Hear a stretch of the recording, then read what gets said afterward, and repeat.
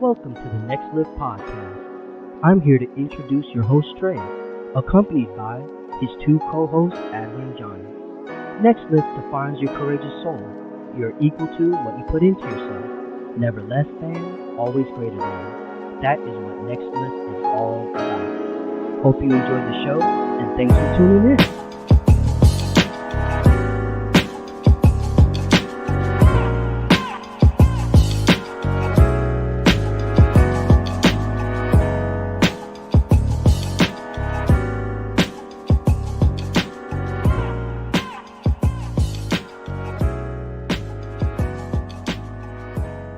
Anyways, we're back. Nextlift podcast. And I think I want to talk about guys this time because we talked about chicks last time. Not in a bad way, but in the way. I just feel like when I go to the gym that you know how chicks always talk about, hey, guys don't do legs. I kind of agree because a lot of guys don't do legs. They just do upper body. Anyways. Stop lifting like a girl. Like real deal. Stop lifting like a girl. This is what this episode is about. Especially guys going in the gym, not doing legs, and just having this huge upper body, and then thinking chicks are fine with that because they want to look good up and up your bro. You gotta look good in your bottom too. Like you gotta have them tree trunks. That's all. You know what I'm saying? So I feel as if we need to incorporate legs for guys because guys are scared, I guess, because women are out there just dusting guys on the squats and deadlifts because that's literally what all they do, literally. Like, what do guys do in the gym besides upper body, man? Let's be serious, and abs. Let's go on that. What do you think? What do you think, Adler? Man, bro, so I be working out at LA Fitness, right? And really, it's like when we talk about stop lifting like a girl, is what I mean by that is get off of the machines. Like, you know what I'm saying? Personally, unless you're a bodybuilder or somebody that's doing serious competition or powerlifting or something like that, I don't see any reason if you're a regular everyday person that you're always using a machine. You know, I think machines are there's specific things that the machines do, and there's a lot of things you could get out of it. But I truly believe, you know what I'm saying? If you're not an athlete or if you're a regular day person, your goal is to get strength and be able to perform better. So, you don't achieve any of that by doing a lot of exercises. The majority of your exercise program requiring you to sit down. So, to me, and we could talk about it all the time, and I know me and Trey always talk about this. It's like, if you can't squat down all the way to the floor, you need to ask why, firstly. And secondly, you need help. It kills me when I see the guys, throwing up 3 plates, but going about 50%. And, I'm like, hey, okay, if you're a football player, yeah, you got most of your strength at 50% range and you trying to work on power, that's a different situation. But if you're just a regular everyday guy and you go to the gym every single time and you only squat to 50%, come on, man. Stop lifting like a girl, dog. I put it like this. Now, when I'm in the gym and I have a female come behind me, especially a female trainer that I don't pay, I don't pay to do squats. Come behind me and start pushing me down. It's like, Trey, stop cheating. I don't like men that don't squat all the way down. I feel like a pussy. I feel straight out the box, dog. I just get that look like, did she really just? Damn, I feel like I got embarrassed.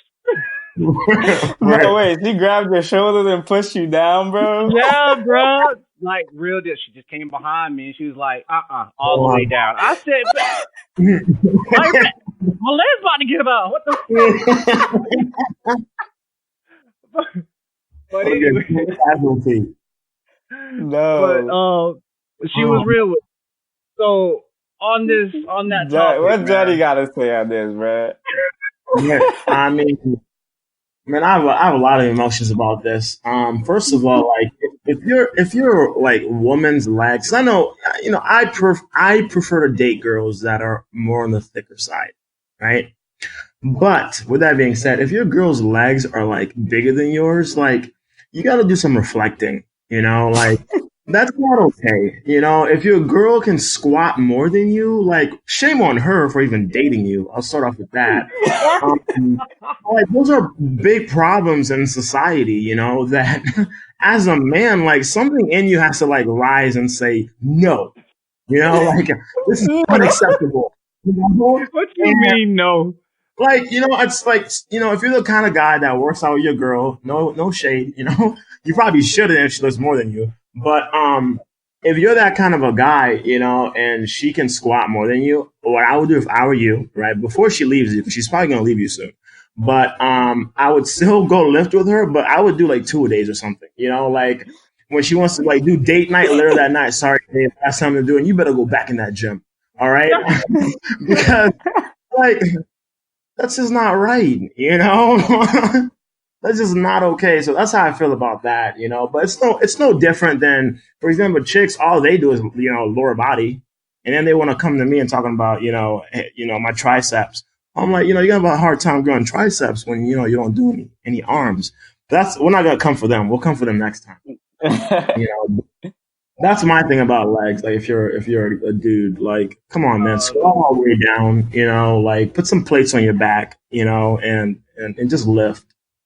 All right, so I like that. So while we're on legs, let's talk about 5 great workouts that are a bit different than your traditional butt workouts or leg workouts and their accessory counterparts. Like, okay, remember before we were talking about the gluteus minimus, the gluteus maximus. You know what I'm saying? Right. And so let's talk about that. Adler, I know you and Johnny actually both wrote a couple of notes down. So let me hear what you got. Yeah. So we talked about, we came for the hip thrust last time, and Johnny beautifully broke it down that, in order for you to build a stronger butt, or really any area in the body, you have to be able to load it, meaning that you have to be able to add a lot of weight to that area. And simply putting a bar on your pelvis and adding a lot of weight to that is not a very smart idea. It's just not. It could lead to injury, and some people could probably handle it. However, you do not, ideally want to put 5-6 plates on your waist, and to get the better gains, you need to load that tissue. So for me, this is my top 5 when it comes to training the butt and the hips, as you should say.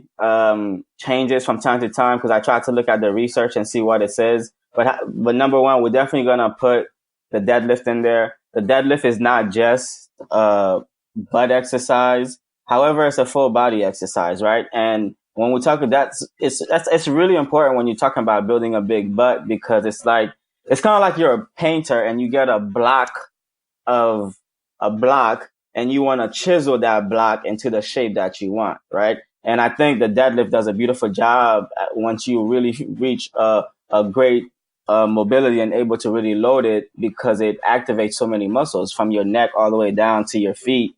The deadlift is working to work a lot of muscles in your body as you pull that weight up from the floor. So definitely the deadlift. Many variations of the deadlift. Okay.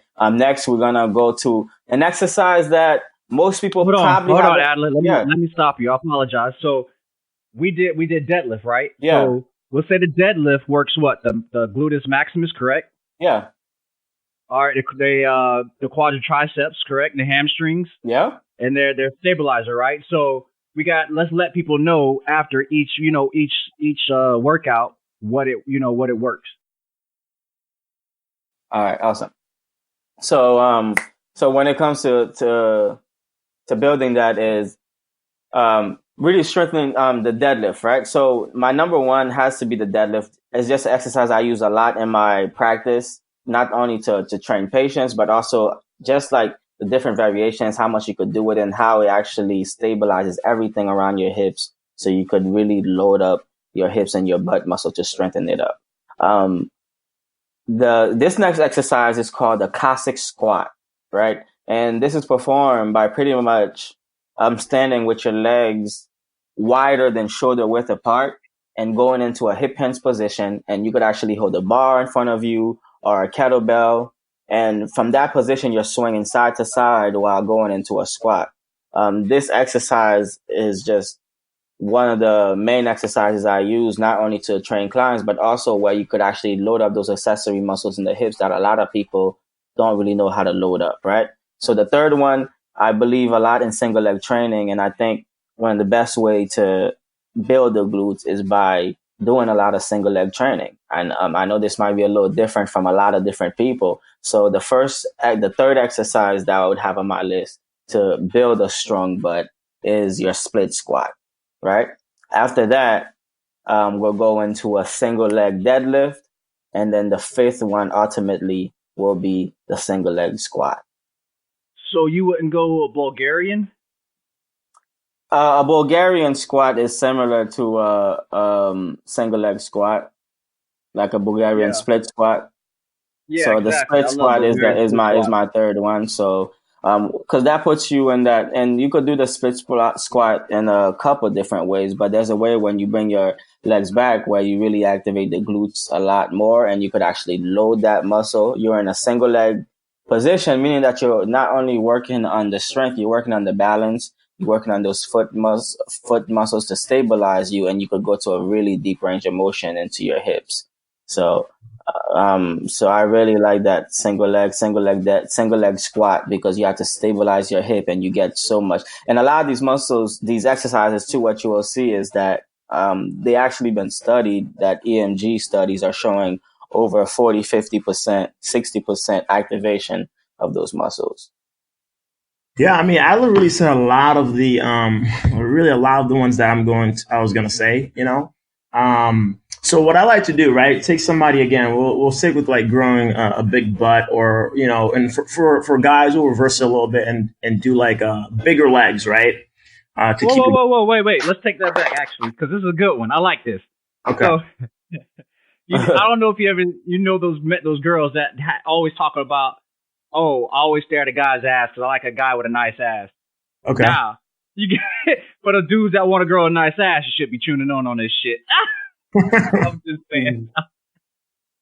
But yeah, go ahead, man. Okay, so my goal here is, you know, well, I'll hit kind of like 2 and 1, right? So I want to help this young lady, whoever she is out there, get a bigger butt, you know, and I want to help this dude with skinny legs, whoever he is, keep his girl. So ultimately, right, when it comes to a gal, Adler hit it on the money, right? A lot of it is going to be deadlifts. What I would do if I was her, say you did, you know, squats or whatever twice a week, right? Or legs, lower body twice a week to grow your butt. First thing that I would do, right, is in a fitness store, it's called periodization, right? So Monday, I would do those compound movements Adler talked about, you know, and, you know, load the deadlifts, you know, do some sumo squats, which is another one that I had on mine, which is basically your legs are just wider, which allows you to kind of extend that hip a little bit better. And what I would do is I would do that heavy Monday, right? So then let's say Wednesday or Thursday when you're doing that second day, because those compound movements take a lot of energy, but you need them because they give you the weight you need to grow that butt. Right. And on those compound movements, what would your range of would be your sets and reps? I would do, you know, 4 sets, anywhere between, you know, 4 sets, maybe 8 reps, you know, that's what I would do, 5 to 8 reps, because they want to grow it. And then that Wednesday, right, here's what I would do. That's when I would, like Adler was saying, do the single leg deadlifts. You know what I mean? Because then you can really focus on the different sides of the butt. And because you're doing a single leg movement, it's going to allow you to you can't use as much weight, but you can use enough weight to really tear those muscle fibers in those specific spots. And I would do a lot more reps that day, right? So I'd probably still do 4 sets, but do anywhere between like 12 and 15 reps. And so here's what's going to happen. Monday, right? you basically put all that weight on for those compound movements to, really grow that butt. But then on Wednesday, what's happening is you're going in there and you're getting those, like I was saying, those accessory muscles, you're getting them stronger, right? So that would be the day that I would do a hip thruster. You know what I mean? That would be the day I do a single leg deadlift. That'd be the day where like a great exercise is called like the pulse squat. And what you do is you start on like a standing position. Your feet are slightly wider than your shoulders. You squat down, right? Then you return halfway. So you're not going all the way up. You turn halfway and you're squatting back down, right? 15 reps of that, 4 squats. So, because what's happening there, you're getting these little muscles really, really, really strong, right? And you're tearing specific muscle fibers. You can even like put a band around your hips that same day, that second day, right? You put some bands around your hips and you can do like Stairmasters or walk and really get those that hip stronger so you can get a better full range of motion. And what's going to happen when you do this is once you rest, eat, sleep, and drink your water, by Monday, you're now stronger. Now you can put even more weight, right? You should be, at least, if you're doing it right. You should be able to put more weight on that same deadlift. So we're not going to change the deadlift. I mean, probably for like 4 months. We're going to keep doing this over a course of, 2 to 3 months. So by that 3rd month, you're way stronger. Because you're way stronger, you can load more weight. And because you can load more weight, good form, that butt's going to grow. So you're using one day to kind of master the compound movement, but they're using that 2-3 days later to get those muscle fibers stronger individually, because it prevents compensation from the stronger muscles, because you're targeting specific muscles when you're doing one-legged deadlifts and things like that.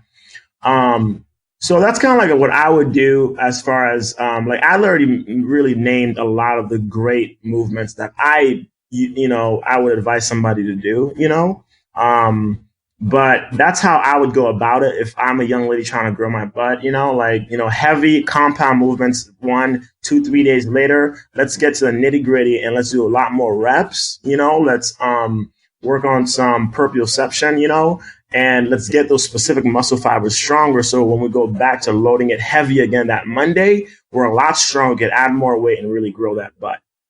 What do you think about reverse lunge knee ups?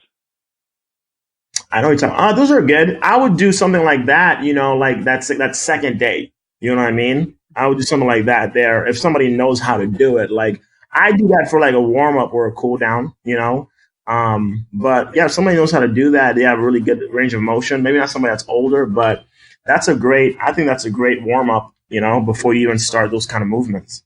Speaking of warm up, like you were just talking about, let's talk about warming up your muscles in your body before working out. Adler, go ahead, because I know we were talking about, that subject earlier. Yeah, sure. Like, so that's pretty much hitting the accessory muscles.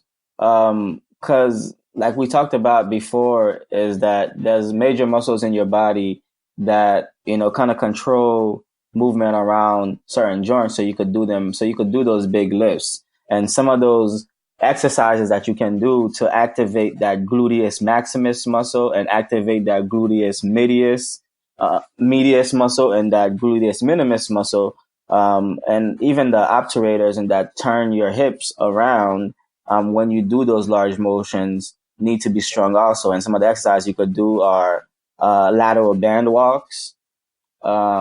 Another one that I love is fire hydrant. We could do some clamshells.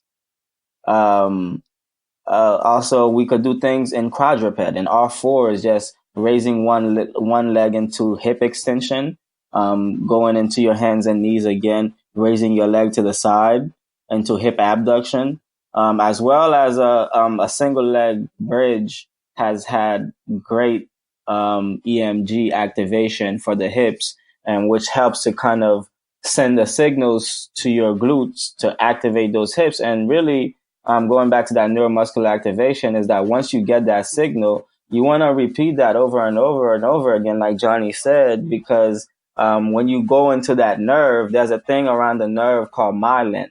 And what you do, you start to grow that myelin, and the thicker the myelin is on that nerve, the faster it could send that signal.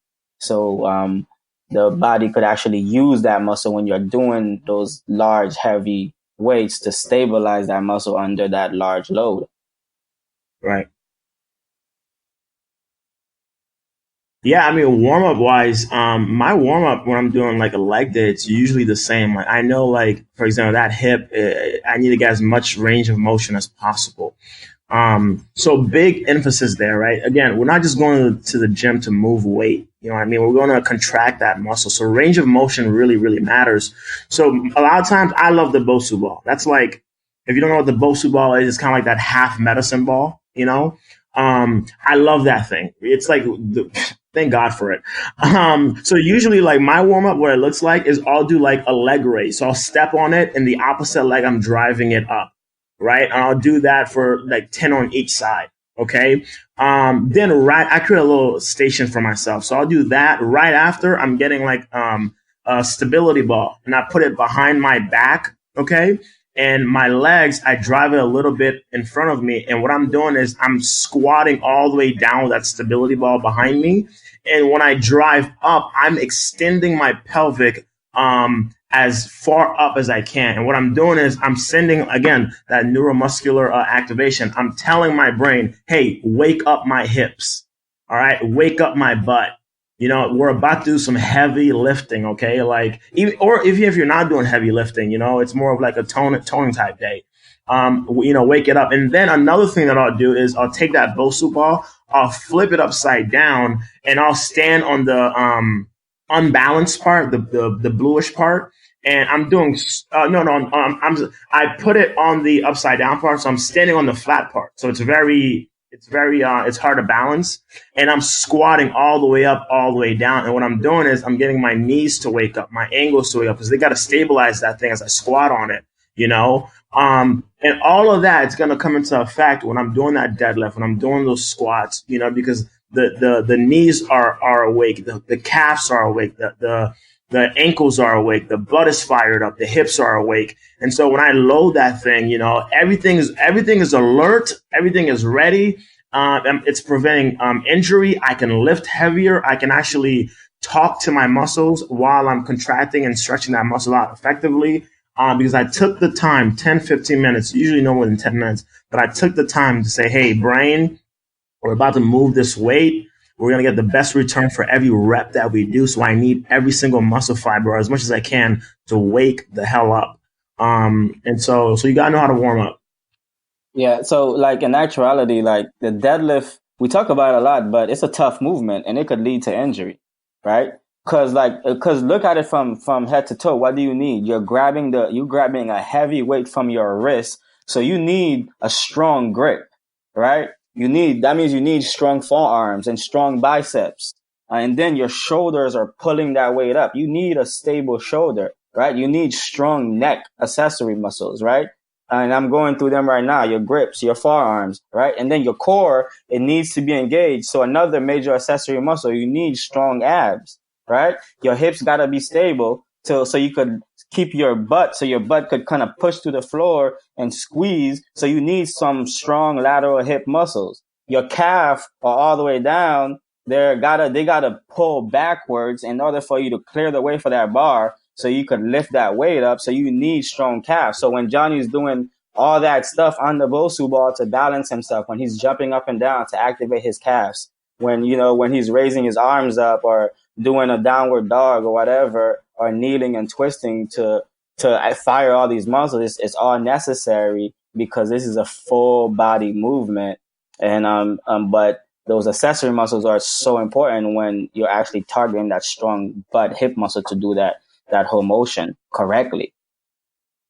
All right, so I want to jump into this fully. So I want to do the maintenance on the body while growing your butt, sleep, water, stretching. If you guys want to add to that. Also, how to go about learning more about your body. You know what I'm saying? The right way of knowing about your body, because we said that was one of the key aspects. All right. So let's start actually with, let's start with how learning the body. How do you learn the body the right way? Yeah. So again, like we're talking about, full body movements. We're talking about growing your butt, which is a part of your body. We're talking about range of motion, another part of your body. Like all this is about your body, And the reality is most people don't know their bodies, And what I would recommend somebody who doesn't know the body, that's when you need the expert help. You know what I mean? And that's when you may want to invest, in a wellness trainer, or, that's when you may want to invest in somebody who's going to take the time to help you learn about your body. It's not something you need to do forever, but it's hard. Like the more, like, for example, I work with a lot of like chiropractic doctors, right? They'll teach me a lot about like adjustments, right? And the purpose of an adjustment is not because your back hurt and you need to like, get it fixed or whatever. That's not the purpose of an adjustment. Like adjustments are things that you need to do throughout your whole entire life. Right. The same way, like you're going to the gym 3 times a day, like you should be getting adjusted 3 times a day. Why? Because what it does is it aligns everything so your central nervous system can work the way that it's supposed to. Inside of your spine is 2 things, your nerves and your brain, and as soon as any of those are out of whack, which it constantly is, it messes you up. So if your body can't communicate with itself, you're having a really big problem, right? So like go to somebody like a wellness trainer, a chiropractor, a physical therapist, somebody who took the time to really learn about the body, and they can like, build a program for you, and understanding the fact that a lot of this, are we in the rehab business and regeneration and restoring business? Yes, but like, that's not the listener, right? Whoever's listening to this podcast, you have one job, and that is to take care of yourself, because if you're not healthy, all this other stuff that you want to do, you can't even do it, So like get somebody who is an expert, who's an expert in food, who's an expert in working out, who's an expert in whatever it is that you want to learn about, so they can kind of walk you through it until you're competent enough to say, okay, I can't eat like that. Here's the kind of workouts that work well for me. Here's what my sleeping pattern needs to look like. And then you're the ultimate gauge, because you'll be able to say, oh, this is how I feel. I'm feeling better. I have more energy throughout the day. I like the way that I look. This is great for my lifestyle, and that's when you start realizing, okay, I am starting to learn my body. So that's kind of like my take on that. Yeah, man, that's like, it's powerful, bro. Like that's the same thing with me. Like I think you hit it right now, head on the nail, when you said getting expert opinion or expert practice, right? So because when you don't know something, there's only 3 ways of handling any problem. You either ignore it, you either put it to the side, kind of try to medicate it, kind of massage it with something, and then when it gets bad enough, you figure out you need to get to the root of this problem when it becomes an issue, right? So like, how do we at this point, we want to be able to be in a position to like, how do we do uncomfortable things that we don't want to do and force ourselves to do it, right? Like, it's not easy going to the gym every day. It's not easy losing weight. It's not easy doing any of that stuff, but there is a method of doing it, right? When I was going to school to be a physical therapist, one thing we always heard about was like the 10,000 hour rule, right? That you got to work 10,000 hours in order to gain any task, to gain any skill. And to a certain extent, it's true. However, there's a book called Peak by this author called Eric Anderson that actually kind of, went against that rule, saying that like a lot of people have 10,000 hours, a lot of people put in effort, but if you're not putting the effort into the right training, if you're not getting adequate feedback, if you're not focused, if you're not really doing that deliberate practice, then you're not really going to get the results that you want. Because in actuality, when you look at it, is that most people, once they find a place of acceptable performance, they kind of stop. And that's why they research many different doctors and lawyers and stuff like that have been practicing 20 or 30 years. And they find that they're probably no better or worse than somebody that just came out, but that had a specific training with deliberate practice, right? And that's constantly a student of what they're trying to do. So how do you learn? How do you change? How do you do all these things? It's not an easy thing, but it's possible, right? So number one, the first thing you want to do is like have a specific goal. You want to have a well-defined specific goal. Number two, and if that goal is getting bigger or losing weight, like you want to put an intense period of time of undisturbed focus into that. So if you say you're going to go to the gym, if you only have 25 minutes, say you're going to go to the gym for 25 minutes and go hard and listen and do everything you're going to do, right? And then make sure you have feedback. Make sure what you're doing is not some crap you're coming up with your head, but you're following somebody's program, or you're researching yourself what you need to do, right? And you're constantly getting feedback, whether you're videotaping yourself or whether you have a coach or a trainer. And, and pretty much constantly push yourself to the limit, like constantly push yourself to the limit so you could do more, constantly fail so you could go to a different level. And I think, that's it's like, and really deliberately break down every little step and practice it. And go into that with that mentality, and you're definitely, I feel like it'll cause a change. That sounds good. So what I actually wanted to do also was talk about the foods to eat while growing your butt, how to eat, and explain carbs a little bit more to people, because I know a lot of people are scared of carbs and they don't eat enough carbs, and that's why they don't see the gains that they want to get also. So, for instance, Johnny, I had a friend that didn't eat enough carbs, but he didn't know until he advised a personal trainer. Okay. You feel me? Yeah, so food is interesting. Believe it or not, most personal trainers, unless like you're certified in nutrition, they're not even allowed to talk about food, right? It's outside the scope of practice. Me, since I'm only certified in nutrition, I can't I can't say specifically eat this, right? I can't do that. But what I can do is I can basically teach people the principles, of food. So for example, carbs, me and Adler were having this conversation, earlier today, and we were talking about how I want people to know what a carb is, because there's a lot of so breaking it down, carbs, it's just a fuel source. Okay. For the most part, it's just a fuel source. What it does is you eat carbs, which is like rice, potatoes. If we're talking about from the aspect of training, right? Those are the kind of carbs you want to eat. Rice, potatoes, and knowing when to eat it, right? And then understanding how the glycemic index works, right? So usually if a food group is high on the glycemic index, it just means it's going to give you a lot more energy, and it breaks down a lot faster within your body, right? So take somebody who's going to work out, for example. Because brown rice is lower in the glycemic index, and it takes a little bit longer to break down than white rice. How about black rice? Because they said black rice is really good. Well, no, they're all good. There's really no one that's bad for you. You just got to know how to eat it. You know what I mean? And the best times to eat it. So if I'm looking to go to the gym, I'm not going to have brown rice. You can have it and it'll do great for you, but I want something that's a bit higher on the glycemic index, right? Because glycogen, what it does is it packs into the muscle, and then that's your fuel source when you start, lifting weight, running, whatever it is that you're doing. If you don't have glycogen in your muscles, what's going to happen is you're going to have a really terrible workout. Because the body's literally going to start burning the muscles that you currently have on you.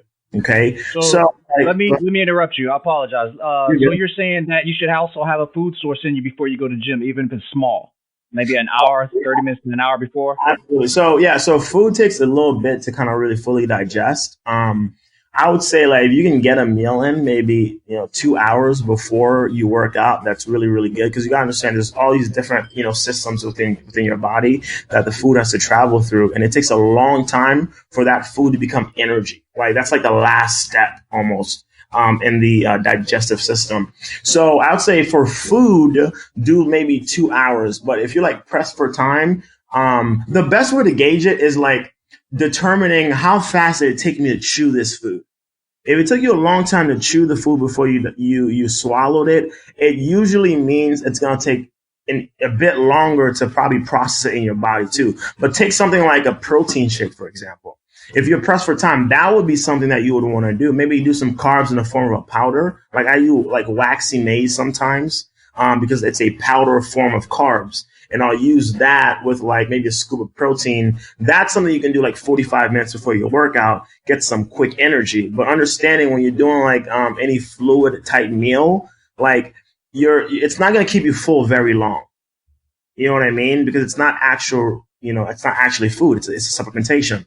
So I don't want to like get too confusing, but just know that yes, carbs are not the enemy. Carbs are your friends. If you want to know a list of carbs, honestly, just it's not hard. Like just go on the internet and just put healthy carbs. You know what I mean? A lot of it's not necessarily even about carbs, fats, protein. It's about how much carbs should I be eating per meal? How much protein should I be eating per meal? How much how much fiber should I have per meal? And then and that's why you gotta have a coach. A lot of this is, learning your body. Like Adler was saying, feedback is so important, but a lot of times you can't give yourself feedback. The expert gives you feedback. You just go do it and you mess up, until you figure out a system that works for you. But if you get a coach, they can tell you, hey, here's how much of this you may want to have in the morning, for lunch, for dinner. And then they can kind of like, ask you certain questions to kind of gauge your energy levels and how your body looks and say, hey, okay, we may not want to do that, but we may want to do this. And I'm telling you, you go on a 12-week program with somebody that knows what they're doing. Not only will you look better and feel better, but you'll also know, like, how did he do this? Again, the thinking part that we're always talking about, like, okay, he got me to look good. That's what people do. He got me to look really, really good. And I feel better and I feel great. But like nobody ever stops to ask, but how? You know what I mean? And that's why when that trainer asks you, hey, keep a food journal, like you may not get it, but if you do it, that's your how right there. When they're telling you, hey, get this amount of sleep, drink this much of water, those are the hows that's making you feel better. Those are the hows that's teaching you your body. Because now you know how much water to drink, how much sleep you personally need. Again, 7 hours is my threshold. That's what I aim for every day. Any less, yeah, I can still function, but who the hell wants to live life just functioning? No, I want to live my life at an optimal level as long as I can on a daily basis. And I can be a testament to that. I work at 3 a.m. in the morning and I have to get up. So going to bed at 9, 10, 9 is a blessing if I can get to bed at 9. If I go to bed anywhere past 10, I feel like crap all day. Exactly. It's either coffee or it's got to be something to wake me up. Especially if I'm not eating right, there's no way I'm going to have energy. There's just exactly. And energy is a really it's an intimate thing, and I don't want to get too far, but your energy matters, because people take your energy home with them. Like the way, like your energy is like that thing you feel when you're around that person. It's like if I'm going to date a girl, right? And when I get around her, I feel like I have to do the most and like I can't be myself. I can't relax. I can't have a good time. Like she's probably giving off. I don't know if it's her, but like there's some energy there that's just probably not right, But if you feel good, because you're eating right, you're hydrated, you're working out, you love the way you look, you're going to exude, you're getting your sleep, you're going to exude a type of energy that people want to take home with them. And that they're like, man, like that is a guy that I need in my life.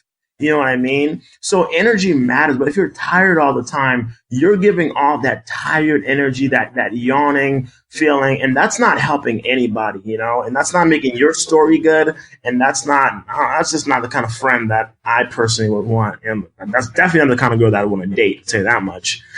There's the plug. But yeah, that's just how I feel about that. That's that vibe. That's what they call that energy, that vibe. Right. A lot of people talk about that vibe, man. Like, yo, if I can't vibe with you, I ain't gonna have you in my crew. That's what they cut everything energy with. You know what I'm saying? For sure. But that's good stuff.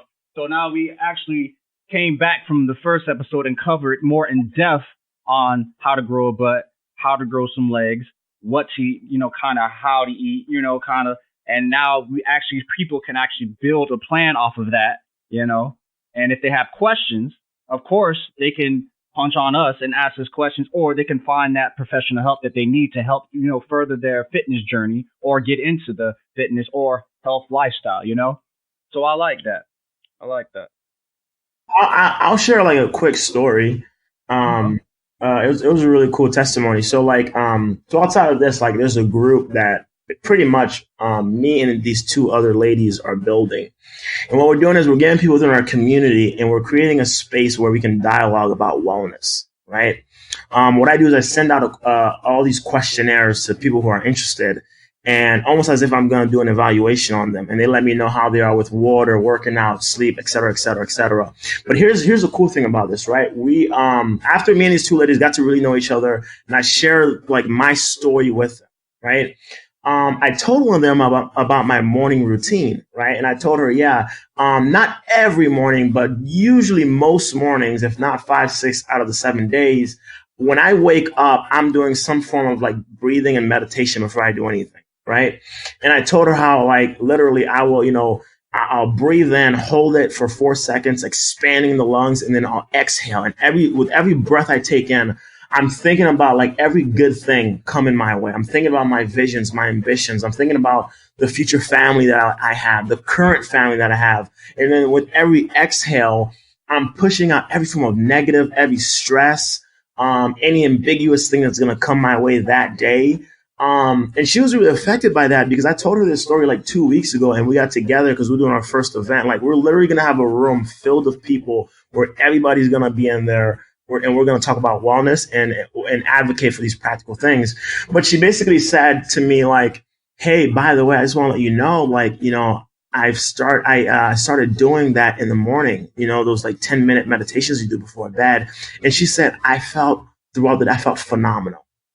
I felt phenomenal, and that's what it comes down to. Like Adler said it, amazingly earlier. And what he says is what he's trying to say is that you need to, like, whatever change you want to make, you got to get around people who have already embodied that change, and, feedback is great, but the best course of action you can do in getting an expert is that ask them like, what do you do? Because whatever you're doing is working. You know what I mean? Like what do your mornings look like? You know what I mean? Like what do your exercise regimen? I don't need to take on your exercise regimen, but what does that like? When you're always so peaceful, that energy thing we're talking about, right? Your energy is always so positive. Like why are you this way? And then you will figure out very quickly, people don't just wake up and have great energy throughout the day. They're doing these very deliberate things throughout the day to make sure your energy stays pure, and those people are so rare that when you get around them, you're like, okay, you're definitely different. Like, I don't know what it is, but like it's because they're doing these most people are just waking up, doing whatever job they're going to go to do and like, go to sleep, Or they're just crazy. Yeah. Or they're just crazy. But the people who are like infectious, the people who have that good energy, who are living that lifestyle, where you don't even need to get too close to them to kind of tell they live different. When you start getting close to them, you start realizing they read books. Oh my God. Like who reads books? Right? Actually spend time and read books. People need to read more books. Knowledge is power, right? Yeah, so that's kind of like my thing on that is that people are listening to us, and when she told me that, like me, I know meditation works in the morning, you know what I mean? And so it's like, how do you that's why I'm glad we have these dialogue, these conversations, because other people need to know that, Hey, bro, like, I'm glad you told that story because, I don't know if I told you guys, but, I work at a new place now, and I had this patient that comes in. He's a guy. He came in at first. He was a skeptic. He didn't know what to believe. He's had back pain for 20 years. Used the belts, used the backs. He pretty much just tried everything. Right, had the injections and had all types of things. Right. So I've been treating him now for about a month now. Right, and really for me, the main thing I try to empower my patient is to teach them about their conditions. And teach them to no longer fear the condition and do something about it, right? So he's been coming for a week and a half, and I've been slowly getting them through the program. And I've really been using the same concepts with him of that deliberate practice, just doing one small thing at a time and addressing your weaknesses, right? So he had to go on vacation for a week, and he hasn't been on vacation because he's been feeling good with the therapy. I've been seeing him for a month, and then he planned on vacation. He was like, "Yo, I'm going on vacation. I'm scared. I haven't been on vacation for a long time because of my back." So he comes back from vacation. He went to Canada to go hiking and stuff like that. Mind you, this is guy, he's like 69-year-old guy, you know, he hasn't done that in forever, right? So I'm here worried because I'm like, I told this guy he could go on vacation, go on hiking after having back pain forever, right? So, and I also reduce his frequencies, right? So he comes back and he always has this big smile when he comes in the lobby. He like, "Hey, what's up, man?" So he comes and I'm like, "Hey, how are you?" You know, my heart is beating. I'm like, "Oh man, like how did he do? This guy went hiking. He didn't just go like to like, you know, visit his grandkids or something like that to hang out. But he went on a train. So he was laying down on a train for hours. So he came back. He was like, "Hey, how was your trip?" He was like, "It was amazing. I went to see this. I went to see that. Yeah, my hip hurt a little bit, but I woke up in the morning. I did my routine. I did the thing that you told me to do. And then I got up, you know, did my exercise and I went and I was good." It was, man, it was just like, and I never felt the impact of what, like, you know, just teaching somebody all those things, like, means to them in their life. Cause this dude was able to go on vacation and enjoy it by himself and take care of when his problem came up. He knew exactly what it was. He knew how to fix it. He knew how to handle it. He didn't panic. He didn't even call me. He came back. He said, "Yeah, it worked at home. Why wouldn't it work over there?" I was like, I don't know. So, and I say this to say that it's like what we're trying to do here is really a lot of people think that there's no fix to their issue.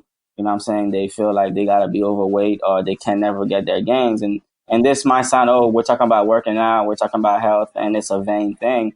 And we're joking saying stop lifting like a girl and stuff like that. But, you know, this goes, you know, there's a lot of implications about this beyond this. And if you could go home with some of these tips today of just doing things a little bit differently, of opening your minds and doing things deliberately and, you know, changing things up and just going about things by addressing your weaknesses in a very specific ways and creating goals. Make sure you're just focusing on the little things, repeating things over and over again that you're weak at, and concentrating on practicing what's essential, spending time alone to train by yourself and pretty much do repetitive little things where you're weak at.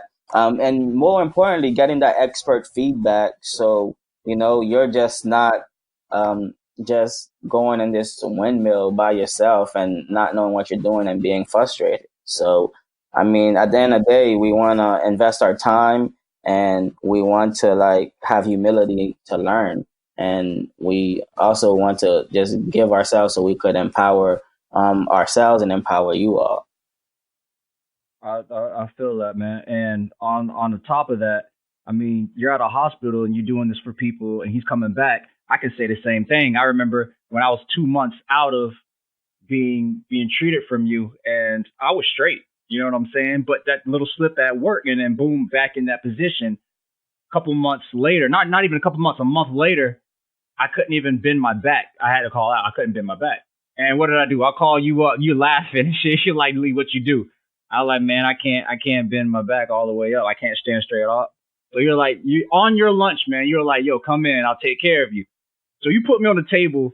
You start stretching me out and having me do these. I can't stand these little movements you be having me do, but you have me do these little movements, whatever. You stretch me out. You crack me up. Then you get me on what was the band, doing those little squats with the band over my neck and the band under my feet. Yeah. And I was just doing like little squats or whatever. Yeah. Man, in between that and in between all the pain, anyways, and the crying that I was doing, of course, I was able to stand up straight, like for real, like you know what I'm saying. So I can with load underneath you. With the resistance. Yeah, exactly. So I can testify to that, and you do a great job at teaching people, and as long as you're actually doing the exercise, literally you will get better. Because I always have this pain in my back because of sciatic. You know what I'm saying? The bulging disc. And you pretty much taught me how to adjust myself. Am I correct? You taught me how to adjust myself. Ever since then, bro, I just adjust myself. It'll hurt for a while, but by the time I wake up in the morning, I'm like, oh, I'm good. I can deal with this. Yeah. And I'm good. And we have a lot You know more what work I'm we saying? need to do, and we'll tackle that coming up. We got a surprise coming up for everybody. So it's real deal. It's interesting. You know what I'm saying? And a lot of things that people think they can't fix, it can be fixed through therapy. You know? I want to emphasize that a lot of people also, like a lot of things that you think can't get fixed, either it be a shoulder issue, a neck issue, a knee issue, bending down, and things like that. I'm pretty sure it can be fixed. If it's not too serious, I'm 100%. Or at least be 50% better. You know what I'm saying? What would that mean to you if you were 50% better or 75% better, you know, or 90% better? Like, that's crazy, right? But it's possible for a lot of people. Let's talk about your hand. Oh man, you didn't have movement in your hand. You know what I'm saying? Until what? You became a physical therapist and figured it out. Yeah, exactly. So it's like, and that's just like that's another like. So I hurt my hand when I was in high school, and it was one of the things that led me to physical therapy. And honestly, before I was a physical therapist, I thought that's all the function that was possible for my hand. And mind you, I had probably like 25% function of my right pinky and maybe 50% function of my fourth finger. And I was done with the PT, with the OT and PT and stuff like that. And I loved them. It actually drew me to the practice. And we talk about this whole deliberate practice, how people could be doing something for 20 years. And now me doing it for 2-3 years, going through the science, doing a residency. And now I have way more function in my hand than I have after that injury through me learning the concept of neuroplasticity, that you could grow new nerve connections and build that through many different ways. You know, I thought that my hand was, you know, it was done for. That's all I had left. You know, that's what I was going to live with. You know, so it's you know, it's a deep thing, and you know, we're excited about it. Yeah, so I don't know what episode, but we're gonna talk about neuroplasticity and epigenetics in one of these upcoming episodes. Because I think once people really learn that, they're gonna be set free, and they're probably like, "What the heck is that?" Don't worry, it'll be worth it. I promise. It'll be worth it, and we're gonna talk about how exercise helps cures depression and anxiety, and and we're really gonna dig into we're gonna joke, but we also gonna try to give the information that if people want to use it, it's out there for them, right? Yeah, absolutely. So with that being done, we are complete with our second podcast. Appreciate everybody for being around, sticking around. Let me turn this shit off.